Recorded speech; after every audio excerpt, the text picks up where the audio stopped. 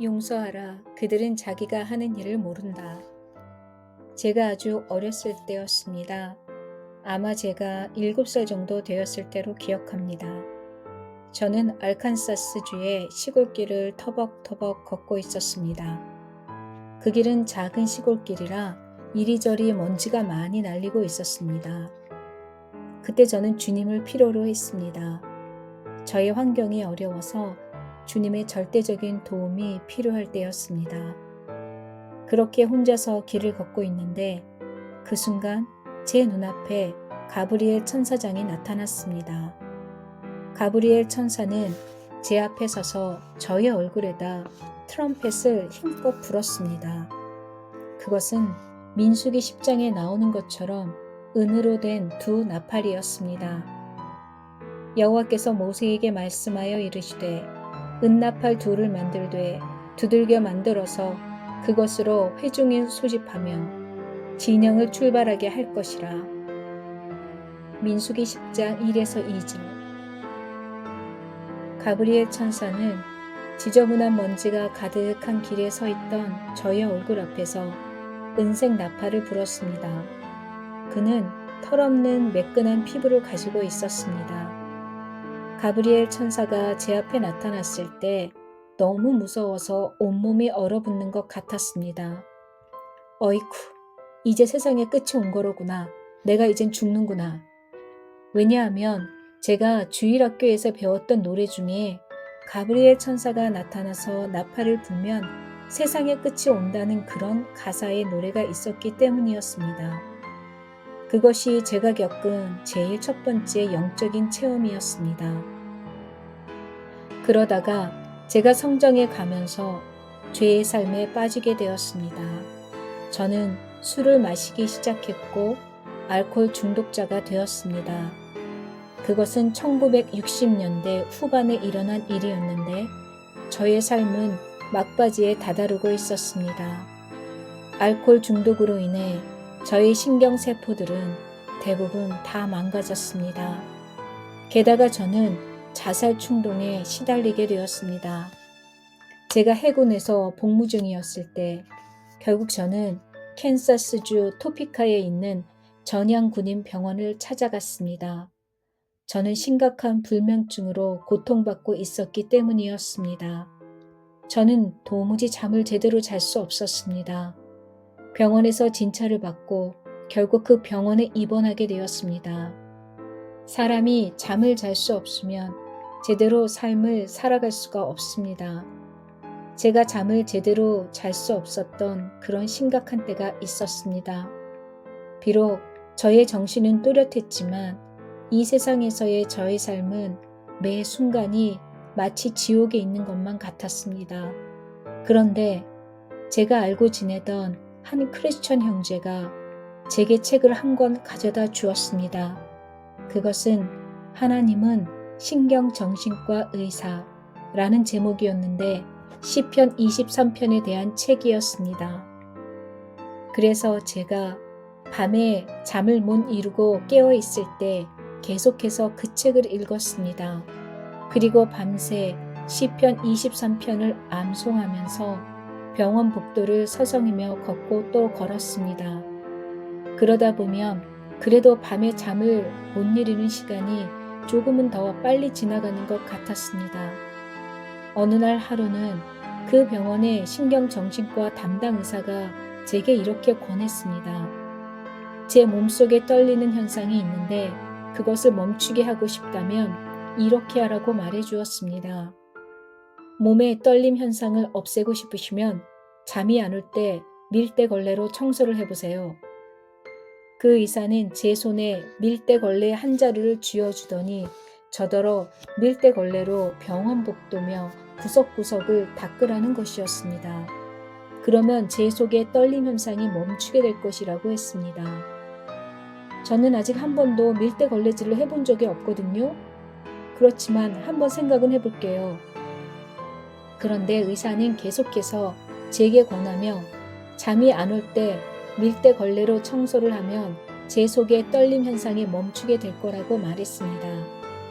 그리고 그날 밤도 저는 여전히 잠을 잘 수가 없었습니다. 저는 여느 때처럼 병원 복도를 서성이며 걸어 다녔습니다. 그때 제 마음에 이런 생각이 들었습니다. 그래, 할 일도 없는데 밀대걸레로 청소나 한번 해볼까? 그때부터 저는 밤새 병원의 복도 구석구석을 다니며 밀대걸레로 청소하기 시작했습니다. 그러다 보면 저 멀리서 먼동이 트고 아침이 찾아왔습니다. 그리고 병원에서 잠자던 사람들이 일어날 때면 병원 전체가 깨끗해져 있는 것을 볼 수 있었습니다. 그만큼 저의 불면증은 심각한 상황이었습니다. 밤마다 도무지 잠을 이룰 수가 없었습니다. 여러분, 혹시 여러분의 신경이 예민해져서 잠을 제대로 잘 수 없다면 가만히 계시지 말고 무슨 일이든 하시기 바랍니다. 잠을 잘 수 없을 때 아무런 일도 하지 않고 가만히 있는 것은 최악의 선택입니다. 부지런히 몸을 움직이시기 바랍니다. 밀대 걸레질을 하시든지 무슨 일이든 하시기 바랍니다. 그래서 저도 의사가 원하는 대로 밤에 시편 23편을 기도 삼아 외치며 병원 복도 전체를 밀대 걸레로 청소했습니다. 그렇게 제가 밀대 걸레질을 시작한 지 이틀 밤이 지났을 때였습니다. 그때는 새벽 4시쯤으로 기억됩니다. 저는 계속되던 밀대 걸레질로 인해 육신이 아주 피곤해져 있었습니다. 몸은 너무도 피곤해서 천근만근이었지만 여전히 잠을 잘 수는 없었습니다. 결국 청소하던 밀대 걸레를 제 침대 아래에 내려놓고 병실 바닥에 무릎을 꿇었습니다. 그리고 주님께 도움을 청하며 울부짖었습니다. 주님, 저를 도와주세요. 그때 제게 첫 번째로 들린 목소리는 이런 것이었습니다. 내가 사는 동안 사람들이 내게 항상 나쁜 일만 했었지. 다른 사람들이 너를 이 지경이 되게 만든 거야. 그러니 너는 이제 그 사람들을 죽여버려, 없애버리는 거야. 그 목소리는 제게 다른 사람들에게 복수를 하고 그들을 없애버리라고 말했습니다. 그렇지만 저는 이렇게 대답했습니다. 아니야, 난 그렇게 하고 싶지 않아. 그러자 제게는 아주 세미하고 차분한 한 다른 음성이 들리기 시작했습니다. 내가 그들을 용서하여라. 내게 상처를 주고 아픔을 준 그 사람들을 용서하여라. 그래서 저는 그 사람들을 용서하기 시작했습니다. 한 사람 그리고 또 한 사람. 제게 상처를 주었던 사람들을 한 사람씩 떠올리며 그들을 용서하고 또 용서했습니다. 저의 용서는 그렇게 시작되었습니다. 그리고 깨닫게 된 사실은 제가 드디어 잠을 잘 수 있었고 그날 밤에 잠들기 시작했다는 것이었습니다. 그렇게 곤히 잠들어 있던 저를 사단이 다시 깨웠습니다. 어유 늙고 불쌍한 밥. 사단은 저를 늙고 불쌍한 밥이라고 불렀습니다. 사단이 말한 불쌍하다는 말은 한마디로 쓸모없는 사람이라는 뜻이었습니다. 사단은 저를 깨우며 계속해서 부정적인 말들을 퍼부었습니다. 너는 참 불쌍해. 왜냐하면 내가 사는 동안 내게 좋은 기회란 도무지 없었지. 내 아버지는 남의 밭에서 일을 해주는 소작농이었을 뿐이야. 게다가 너는 교육도 제대로 못 받고 자랐지. 너는 아무것도 아니야. 내게 일어난 모든 불행은 다 다른 사람 탓이야. 하지만 저는 사단이 퍼붓는 그 말에 제 두 귀를 막았습니다. 아니야. 제가 사단의 그 참소하는 말을 부정했을 때 다시금 작고 세미한 목소리가 제게 들려왔습니다. 밥, 내가 지은 죄 중에 하나는 바로 자기 연민이란다. 그리고 내 스스로 지은 죄를 마치 다른 사람의 탓인 것처럼 그들을 비난하는 것이란다. 내가 만약 나에게 용서받기를 원한다면 너는 내 죄를 스스로 인정하고 나에게 용서를 구하여라. 그러면 내가 너를 용서할 것이다. 다른 사람이 너에 대해 연민을 가지게 하지 말아라. 내게 무슨 일이 일어나든지 자기 연민에 빠져서는 안 된단다. 저는 그 세미하고 부드러운 음성을 따라 주님께 회개 기도를 올려드리기 시작했습니다. 주님이 저를 용서해 주시기를 구했고 자기 연민이라는 죄에 빠졌던 제 모습과 저희 죄에 대해 주님 앞에서 변명하였던 일과 다른 사람을 비난했던 죄에 대해 용서를 구했습니다. 그 후로 저는 다시 잠을 잘 수가 있게 되었습니다. 그리고 주위 사람들이 제게 아침을 먹으려며 깨울 때까지 저는 고온히 잠들 수 있었습니다. 제가 침대에서 일어서자 수년간 전혀 느낄 수 없었던 그런 큰 기쁨이 다시 제게 찾아왔습니다. 그 후 몇 주 뒤에 크리스찬이었던 저의 담당 의사는 제가 병원에서 퇴원해도 좋다고 했습니다. 그 이후로 40년이 넘도록 저는 그 세미한 음성에 순종하며 살아가기 위해 제가 할 수 있는 최선의 노력을 다해왔습니다. 그 일이 있은 직후 하나님의 말씀에 대한 영적 배고픔을 느끼기 시작했습니다. 그래서 저는 4년 내내 하나님의 말씀을 읽고 묵상하는 데 시간을 보냈습니다. 4년 동안 계속해서 하나님의 말씀을 읽었습니다. 제가 세미한 성령님의 음성에 귀 기울이고 있으면 어떤 성경 구절을 읽어야 할지 친히 말씀해 주셨습니다.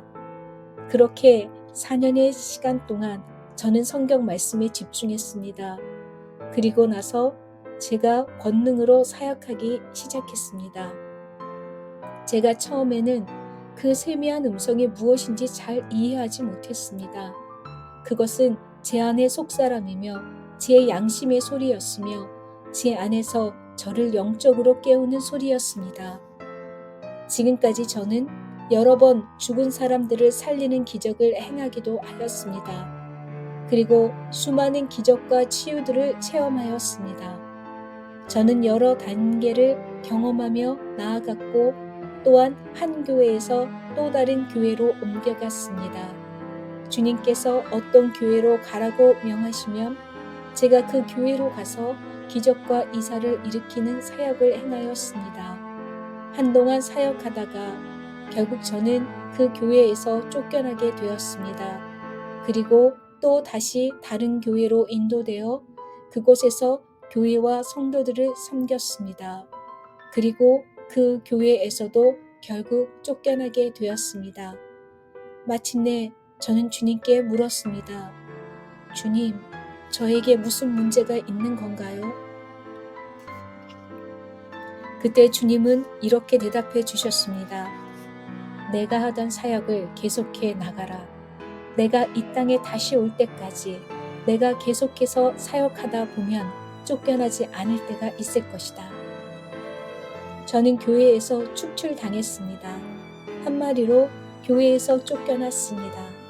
그래서 제가 이 교회에서 저 교회로 옮겨가야만 했습니다.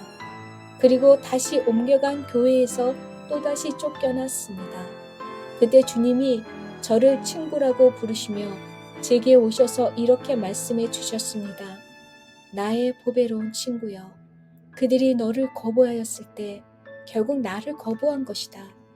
그들이 만약 나의 집에 들어올 수만 있다면 그들은 나를 죽이려고도 할 것이다.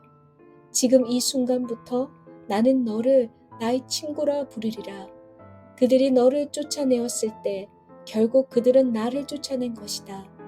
이제부터 내가 새로운 교회에 가게 되면 너와 나는 그 교회의 뒷자리에 앉기로 하자. 그리고 그들이 내게로 와서 너를 앞으로 모셔가도록 하겠다. 그리고 계속해서 저는 어떤 새로운 교회에 가면 그 교회의 뒷자리에 앉았습니다. 그리고 그 교회에서 치유나 말씀 등에 대해 어떤 필요를 느끼는 상황이 되었습니다. 그러면 누군가는 제가 그들을 필요로 하는 말씀을 가지고 있다는 것을 알게 되어 저는 그들 앞에 서게 되었고 그들은 저를 통해 일어나는 기적들을 보게 되었습니다. 그리고 그 당시 저는 캔사스시티에서 하나님께서 일으키시는 사람들의 모임이 있다는 것을 듣게 되었습니다. 그들은 세계적인 사역을 펼쳐갈 사람들이었고 저는 그들을 뒤에서 도우라는 말씀을 들었습니다. 제가 그들을 이끌고 나가는 것이 아니라 그들을 뒤에서 지원해 주라는 말씀이었습니다. 저는 캔사스시티에 있는 그들에 대하여 모두 주님으로부터 들었습니다. 그 자세한 내용은 캔사스시티에 관련된 역사로서 기록되어 있습니다. 그 모임은 이제 아히압이라는 국제 24시 기도의 집으로 알려져 있습니다.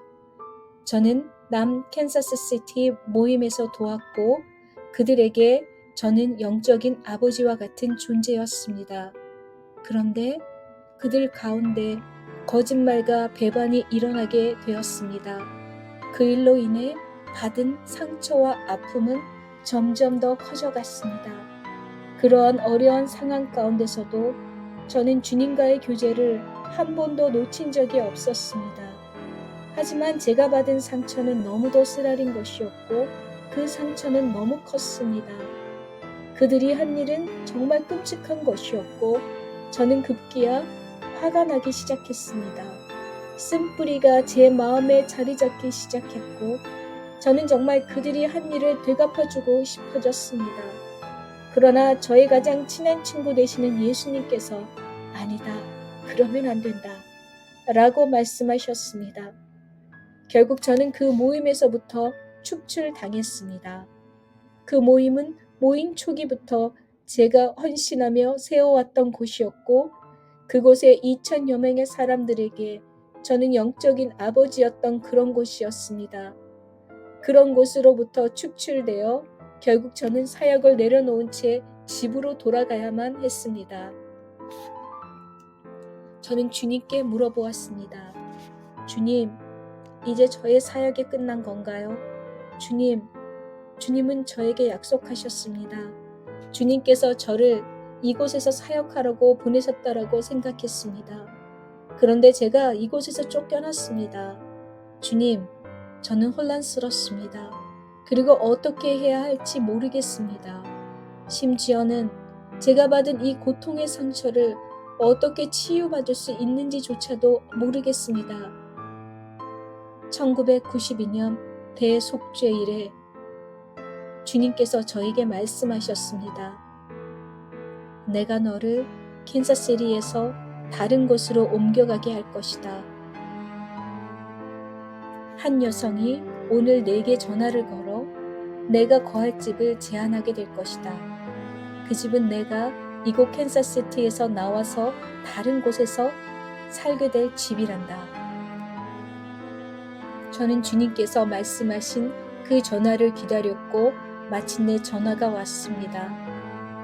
제가 전화를 받았는데 그들은 알버트와 애나 로운트리 부부였습니다.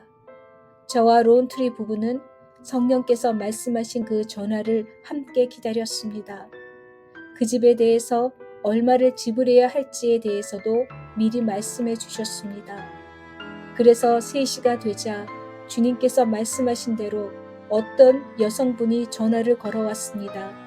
그녀는 말했습니다. 제게 팔 집이 있어요. 저는 얼마를 받기 원하는지 물었습니다.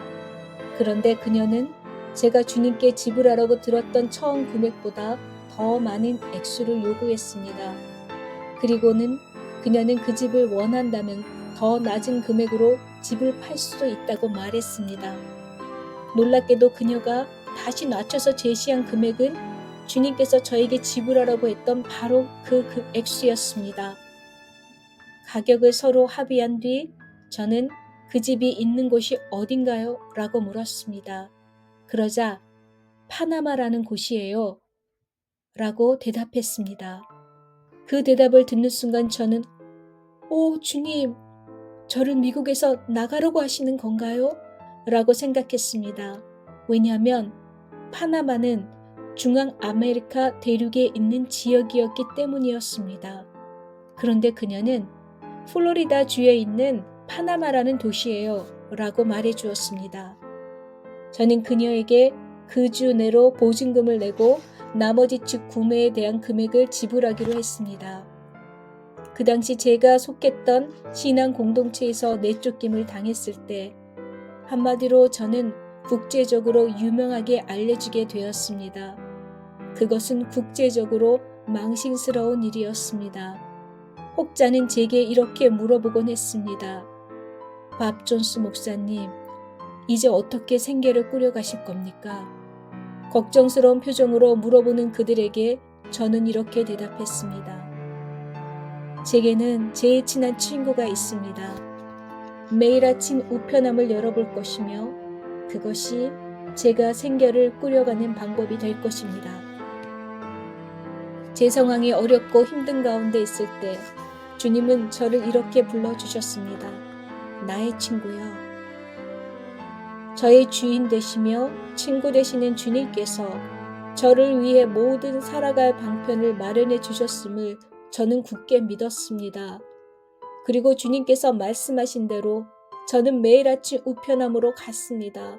그것을 열어보았을 때 제가 전혀 알지도 듣지도 못했던 사람들이 보내온 수표들이 들어있었습니다. 그래서 저는 밖으로 나가서 저의 생계를 꾸려가기 위해 돈벌이를 하는 대신에 매일같이 집의 제자리에 앉아서 하나님의 말씀을 묵상하고 또 읽을 수 있었습니다. 그러던 중 주님은 제가 한 번도 들어보지 못하고 가보지도 않았던 교회들로 가야 한다고 말씀하셨습니다. 그중 하나는 흑인 교회였는데 주님께서 제게 이렇게 말씀하셨습니다. 내가 그 교회에 찾아가서 죽은 자를 일으키도록 하여라. 그 이후로 얼마 있지 않아 주님께서 제게 말씀하셨던 교회를 담임하고 계신 목사님 부부가 제게 찾아와서 이렇게 물어보는 일이 생겨나기 시작했습니다. 내일 우리 교회에 와주시지 않겠어요? 저는 주님의 인도하심에 의해 그 교회로 갔습니다. 그곳의 예배는 아주 은혜롭게 진행되고 있었습니다. 그러다 갑자기 한 여인이 비명을 지르며 바닥에 쓰러졌습니다. 저는 그 여인에게 가서 제 팔을 뻗어 머리에 안수하며 죽음의 영이 떠나갈 것을 명하고 생명의 영이 그녀에게 다시 돌아올 것을 선포했습니다. 그때 그 현장에 달려온 의사는 그녀를 진단하고는 이렇게 말했습니다. 이분은 의학적으로 사망하셨습니다. 병원에서 나온 의료진은 앰뷸런스에 그녀를 태우고 갔습니다. 그녀가 이미 의학적으로 죽은 상태였기 때문에 앰뷸런스의 사이렌도 켜지지 않았습니다. 급하게 그녀를 병원으로 이송할 필요가 없었기 때문이었습니다. 그리고 병원에 도착해서 그녀를 시체 안치소로 옮기려고 할 때 그녀는 기적적으로 다시 살아나 일어났습니다. 죽음의 영이 떠나가고 생명의 영이 임하게 될 것을 선포한 저의 기도를 하나님께서 들어주셨던 것입니다. 제가 사람들에 의해 수치를 당하고 있을 때 하나님은 저를 새로운 장소로 옮기시고 제일 먼저 저를 통해 행하게 하신 일은 놀랍게도 저를 통해 죽은 자가 살아나는 기적이었습니다. 저를 친구 삼아 주시는 주님이 제 안에서 지금도 함께 역사하고 계십니다. 저는 원래 화를 잘 내는 사람이었고 다른 사람을 쉽게 용서하지 못하던 사람이었습니다. 제게 상처를 주고 제게 잘못한 사람들에게 하나님의 자비가 임하기를 구하기보다 도리어 하나님의 심판이 그들에게 임하게 해달라고 구했던 사람이었습니다. 그러나 만약 우리가 입에 은재가를 물려 마음속에 부정적인 것들을 말하지 않고 주님을 바라보며 인내하였을 때 주님은 우리에게 갑절의 은혜로 되갚아 주시는 분이십니다. 제가 사람들에게 배신당하고 많은 거짓말로 인해 모함당하던 때 주님은 저를 플로리다로 옮기셨습니다. 제가 플로리다에 사는 동안 저는 특별한 밥벌이를 하고 있지 않았음에도 주님의 은혜로 아름다운 수영장이 있는 집에 살 수 있었습니다. 게다가 저는 주기적으로 고급 뷔페에 가서 고급 음식들을 배불리 먹을 수 있었습니다. 그 모든 일들이 저의 삶을 책임져 주시는 주님의 은혜 속에서 일어났습니다. 그리고 마침내 세금을 보고해야 할 때가 되었습니다. 저는 저의 은행 잔고와 지난 재정 상황에 대해서 확인해 보았는데 그 결과가 너무나 놀랍지 않을 수 없었습니다. 제가 지난 사역지에서 모함과 비난으로 인해 쫓겨나서 플로리다로 이주한 그 기간 동안 저는 이렇다 할 그 어떤 돈벌이도 하지 않은 상황이었습니다. 하지만 주님은 제가 그때까지 벌었던 수입의 무려 2배에 가까운 물질적 축복을 제게 베풀어 주셨습니다. 너무 놀라서 주님께 말했습니다. 오, 주님, 이건 너무 충격적입니다. 그러자 주님께서 이렇게 설명해 주셨습니다. 내가 입에 재갈을 물리고 인내하였기에 내가 내게 베푼 보너스 선물이란다. 많은 경우에 보면 우리가 어떤 말을 하게 될 때에는 우리 생각에 그렇게 말할 만한 정당한 이유가 있다고 스스로 생각하곤 합니다. 그러나 여러분은 입에 재갈을 물리고 여러분의 말을 조심하는 것이 좋습니다. 주님께서 그 모든 상황을 다 알고 계시며 우리가 그 상황에 어떻게 반응하고 있는지 주시하고 계시기 때문입니다. 주님께서 제게 베풀어 주신 은혜에 너무도 놀라워 있던 그날 밤, 주님께서 친히 제게 찾아오셔서 이렇게 말씀하셨습니다. 너는 내 입술을 잘 제어하였다. 너는 많은 경우에 말을 아끼고 충육해야 할 때 입에 재갈을 물리고 그 상황에 올바르게 반응해왔다. 그래서 내가 너에게 또다시 2배의 월급을 줄 것이다. 그리고 나는 너를 텍사스로 옮겨 선지자 반열에서 급속도로 성장하고 있는 열광적인 한 남자를 내게 붙여주도록 하겠다. 저는 주님께서 말씀하신 그 열광적인 남자의 전화를 기다렸습니다. 그는 텍사스 주에서 총알이라는 뜻의 이름인 블릿에 살고 있었고 그의 이름은 바비 코너였습니다. 그와 통화한 후에 저는 바비 코너가 있는 텍사스로 내려갔습니다. 그리고 2주가 지난 1994년 5월이 되었을 때 제가 알기로는 제가 사역하는 집회에 온 모든 사람들이 치유되는 그런 역사들이 일어났습니다. 유방암 환자들이 치유되고 또 계속해서 치유되는 것을 경험할 수 있었습니다. 그때 치유받았던 분들이 오늘 이 순간까지도 생존해 계십니다. 그 중에 한 가지 예로는 의사들이 도저히 살 가망이 없으며 모두 포기하였던 한 어린아이가 치유되는 일도 있었습니다. 몇 년 전 바비 코너와 함께 제가 텍사스로 간 적이 있었습니다. 그곳에서 우리는 16살 난 예쁘장한 소녀를 만날 수 있었는데 그 소녀가 바로 그때 기적적으로 치유받았던 아이라고 했습니다. 그런데 그 당시 그 아이가 전혀 살 가망이 없다고 의학적 판정을 내렸던 의사도 그 집회 장소에 함께와 있었습니다. 그가 우리에게 와서는 그 어린아이가 치유받게 되었을 때 어떤 일이 일어났었는지를 설명해 주었습니다. 그 당시 그 어린아이의 부모가 그 의사에게 찾아와서는 그 아이는 지금 기도받으러 가야 하니 아이한테서 정맥주사 바늘을 빼달라고 부탁했다고 말했습니다. 그때 의사의 반응은 완강했습니다. 안 돼요. 그럴 순 없어요. 그러면 아이가 너무 위험해요. 결국 그 의사는 주사 바늘을 빼는 대신에 자신이 그들과 함께 아이가 기도받을 집회 장소로 동행하겠다고 했습니다. 결국 그곳에서 그 의사는 죽어가던 그 아이가 극적으로 치유되는 것을 현장에서 목격하고 예수님을 구주로 영접하게 되었습니다. 그는 그 이후로 텍사스주 달라스에서 병원을 개원했는데 그 지역 병원의 사람들이 그에게 와서 이런 불평을 늘어놓기 시작했다고 말했습니다. 왜 우리 병원에 찾아오는 많은 사람들은 결국 완치되지 못하고 계속 죽어나가는데 당신네 병원에서는 어떻게 그 많은 사람들이 치유되어 한 명의 환자도 죽는 걸 볼 수 없는 건가요? 그 의사는 아직도 텍사스에서 일하고 있으며 더 많은 병원들을 지어나가고 있습니다.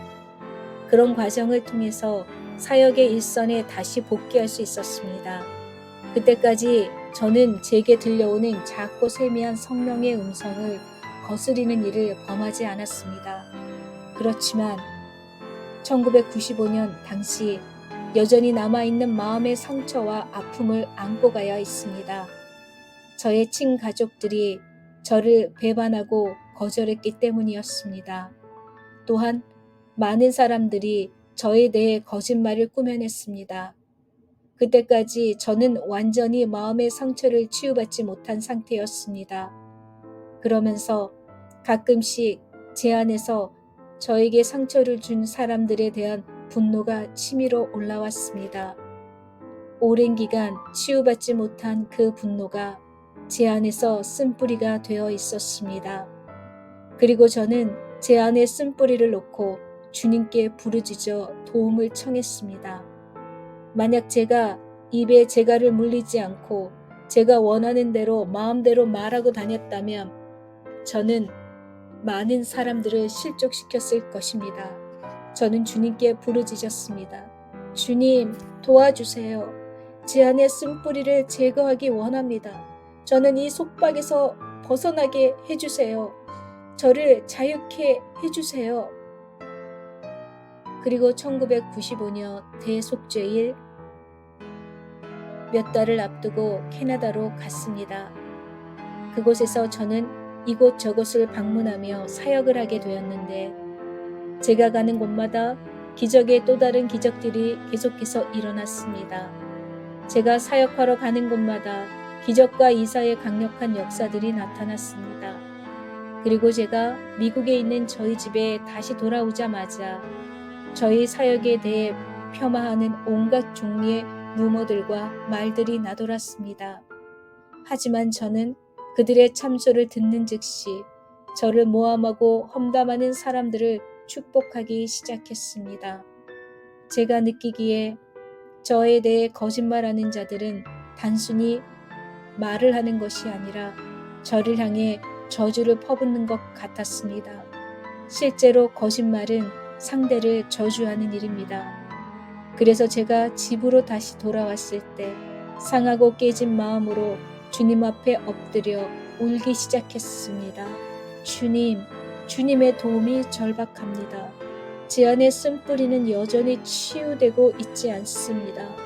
저를 참소하고 저에 대해 거짓말하는 자들이 이전보다 더 크게 느껴지고 제 고통이 더 커져가고 있습니다.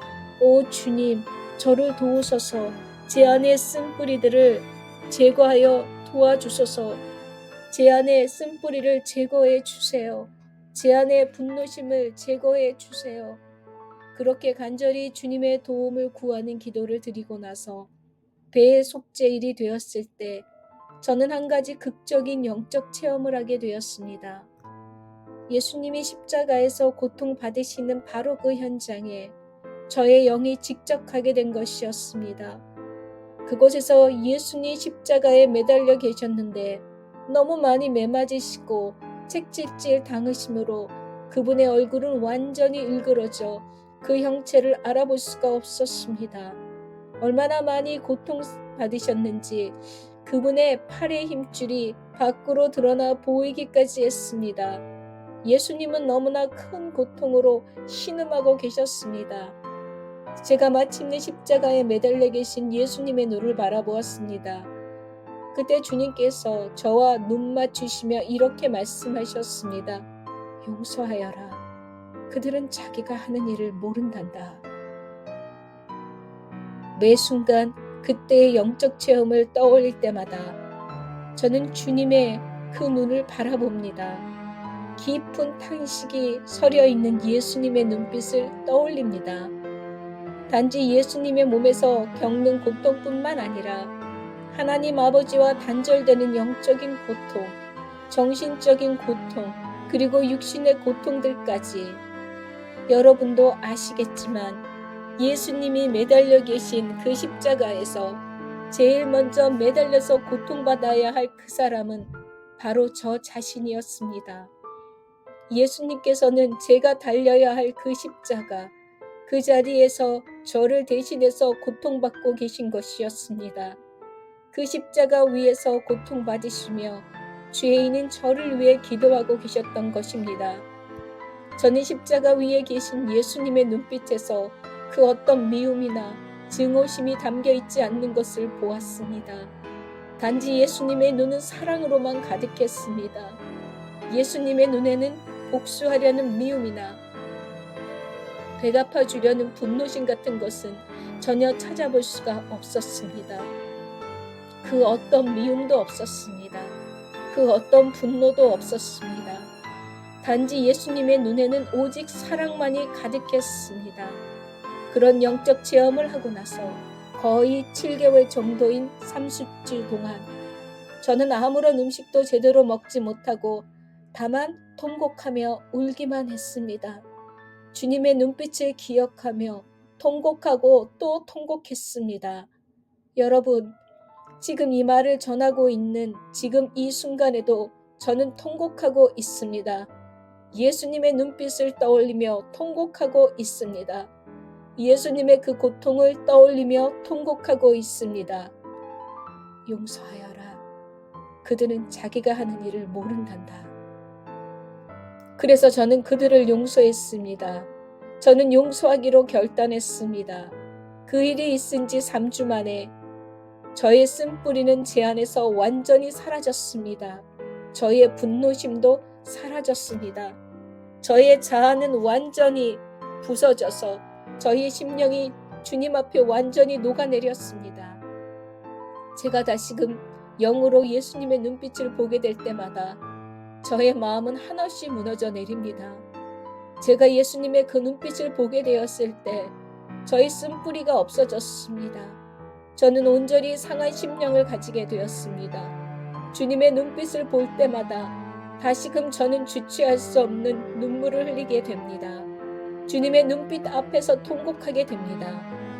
여전히 저의 마음 한구석에 이런저런 부정적인 생각들이 남아있을 수 있습니다. 제게 복수할 권리가 있다는 생각, 화를 낼 자격이 있다는 생각, 미워할 자격이 있다는 생각들, 그런 잘못된 생각들이 제 마음과 생각 속에서 고개를 들 때가 있습니다.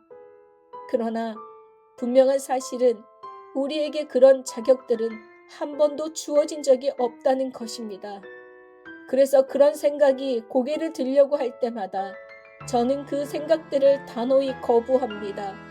여러분 안에 분노의 마음이 든다면 그것은 그들이 여러분에게 한 일에 대해서 되갚아 주거나 내가 어찌해 보려는 마음이 여전히 남아있기 때문입니다.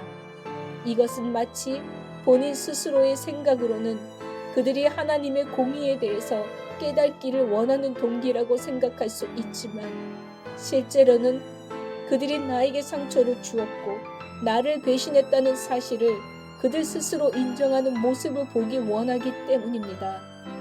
그 후로 거의 2년의 시간 동안 이런 제 안에 있는 분노심과 싸워왔습니다. 저는 그들에게 복수할 마음이 아니라고 저 자신을 합리화했습니다. 단지 그들에게 하나님의 자비가 임하기보다는 하나님의 공의로운 심판이 임하기를 원했을 뿐이라고 생각했습니다.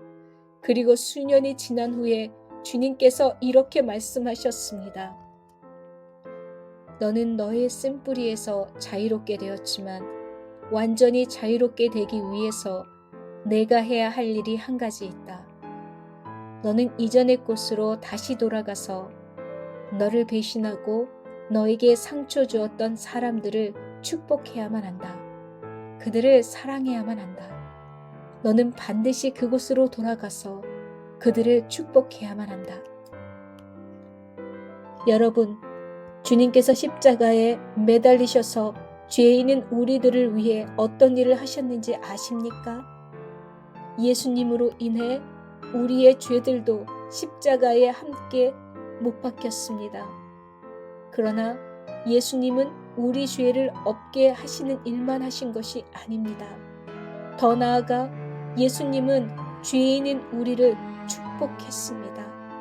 영원토록 우리를 축복하셨습니다. 그래서 제가 주님께 대답했습니다. 네, 주님, 제가 가겠습니다. 그리고 주님은 제가 어느 곳으로 가야 할지를 알려주셨습니다. 저에게 말씀하신 첫 번째 장소는 테네시주 내쉬빌 지역이었습니다. 10년 전에 제가 그곳 교회에서 사역을 해왔던 곳이고 저에게 가장 큰 상처가 생겼던 곳이었습니다. 마음의 상처가 자라날 때 그들은 제 상처가 더 깊어지게 했던 사람들이었습니다. 그들은 저를 대적했고 저를 배반했던 사람들이었습니다. 저는 그렇게 테네시주 내슈빌에 가서 교회 문을 열고 들어서는 순간 10년 전 저와 함께 사역했던 많은 목사들이 그곳에 있는 것을 보았습니다. 그들 중에 몇몇 사람들은 이제 전 세계적으로 인정받는 그런 목사님이 되어 계셨습니다. 그런데 그들이 있던 방으로 제가 문을 열고 들어서자 그들은 저를 알아보고는 큰 소리로 울기 시작했습니다. 처음에 저는 그 상황을 제대로 이해할 수가 없었습니다. 그래서 속으로 이렇게 생각했습니다. 이번에는 또 나를 어쩌려고 그러는 거지? 이런 생각이 들었던 것도 잠깐. 그곳에 모여 계신 목사님들은 큰 소리로 울고 계셨고 그분들 중에 한 분이 제게 다가와서 이렇게 말했습니다. 10년 전에 목사님께서 우리에게 찾아오셨습니다. 그리고 저희에게 상상할 수 없는 수준의 축복과 섬김을 베풀어 주셨습니다. 그런데 우리는 그런 목사님을 배신했습니다. 목사님께서 그렇게 이곳을 떠나게 되신 이후로 성령께서 더 이상 이곳에서 역사하지 않으십니다. 목사님 부디 저희를 용서해 주시겠습니까? 그들의 고백에 저는 이렇게 대답했습니다. 물론입니다. 그 일을 하기 위해 제가 이곳에 온 것입니다. 주님은 제가 여러분을 축복할 수 있는 길을 이렇게 열어주신 것입니다. 그리고 저는 그들을 진심으로 축복했습니다. 그 일이 있은 이후로 얼마 되지 않아 많은 사역자들이 국제적인 수준으로 도달하게 되었고 그들의 사역은 폭발적으로 부흥하기 시작했습니다. 그들의 사역은 지금까지도 건재하며 부흥하고 있습니다. 그 다음에 저는 캔사스시티로 갔습니다. 그곳에서도 제가 축복할 많은 사람들이 있었습니다. 주님은 정확하게 오후 12시에 아히압으로 가라고 말씀하셨고 저는 그곳에 가서 그들을 축복했습니다. 제가 아히압 24시간 국제 기도의 집에 갔을 때 그곳에는 목사님들이 모여 계셨고 저를 보자 너무 놀라워했습니다. 그들은 서로 앞을 다투어 달려와서 저를 부둥켜 안고 무척이나 기뻐했습니다. 우리를 축복해 주시겠습니까? 제가 그분들께 대답했습니다. 물론입니다. 여러분을 축복하기 위해 저는 이곳에 온 것입니다. 제가 여러분을 축복할 것입니다. 그리고 저는 그들을 축복했습니다. 그때는 1995년의 일이었습니다. 그 일이 있은 이후로 그들에게는 축복의 축복이 이어졌습니다. 그들의 사역이 왕성하게 일어나기 시작했습니다. 십자가에서 일어난 일은 우리 인류에게 가장 큰 축복입니다. 우리 죄가 용서되고 우리의 죄값이 모두 치러졌기 때문입니다. 그래서 우리도 예수님께서 우리를 사랑으로 용서하신 것처럼 우리도 다른 사람의 죄를 용서해야 합니다. 우리는 서로를 축복하기 위해 이 땅에 보내진 것이지 서로를 저주하기 위해 보내진 것이 아닙니다. 우리가 서로를 축복할 때 우리 안에 쓴 뿌리를 걱정하지 않아도 됩니다. 우리 안에 분노를 걱정하지 않아도 됩니다. 우리의 주님과의 친밀한 교제에 대해서도 걱정하지 않아도 됩니다. 왜냐하면 우리는 지속적으로 그것을 취하게 될 것이기 때문입니다. 우리에게 상처를 주고 우리 마음을 아프게 한 사람들, 우리는 그들을 축복하기 위해 이곳에 있는 것이지 저주하기 위해 이곳에 심겨진 존재가 아닙니다. 참 부끄러운 일이지만 많은 크리스찬들이 서로를 저주합니다. 예수님의 얼굴을 바라보십시오. 우리를 대신해서 십자가에 달리신 예수님의 얼굴을 보십시오. 예수님의 얼굴은 다만 그분의 눈빛만 알아볼 수 있을 뿐 형체를 알아볼 수 없게 짓이겨져 있습니다. 예수님이 겪으신 그 극심한 고통을 생각하십시오. 예수님의 짓이겨진 얼굴에서 그분의 눈빛을 바라보십시오. 그 눈빛은 다만 사랑 그 자체이십니다. 여러분이 상처받게 되었을 때 예수님의 얼굴을, 예수님의 눈빛을 바라보시기 바랍니다. 물론 여러분은 이 땅에 살면서 많은 상처를 받게 되실 것입니다. 또한 여러분은 사람들에 의해 배반당하게 될 것입니다. 그럴 때마다 여러분은 예수님의 얼굴을, 예수님의 눈빛을 바라보시기 바랍니다. 그러면 예수님의 그 사랑의 눈빛으로 인해 여러분이 통곡하게 되실 것이며 여러분의 심령이 깨어지게 될 것입니다. 예수님의 눈빛이 여러분의 상처를 치유하게 될 것입니다. 여러분에게서 악한 영이 떠나가게 될 것입니다. 왜냐하면 예수님의 그 눈빛은 사랑 그 자체이기 때문입니다. 그분의 눈빛은 판단하는 일이나 복수하는 일, 그런 것들은 전혀 담고 있지 않습니다. 다만 깊고 깊은 그분의 사랑만이 담겨져 있을 뿐입니다. 여러분, 지금 여러분에게 시원한 바람이 불어오는 것을 느끼십니까? 이것은 천사들이 반응하는 것입니다. 천사들이 지금 이곳에 와 있습니다. 하늘의 천사들은 예수님의 십자가에서 그런 끔찍한 일이 일어날 것이라고는 상상도 못했었습니다. 천사들은 그 비참한 광경을 이해할 수 없었습니다. 여러분, 출애굽기에 나오는 장자들에 대한 하나님의 심판이 있었을 때 애굽의 모든 장자들의 생명을 취해가는 일에 쓰임받은 천사는 단 한 명이었습니다.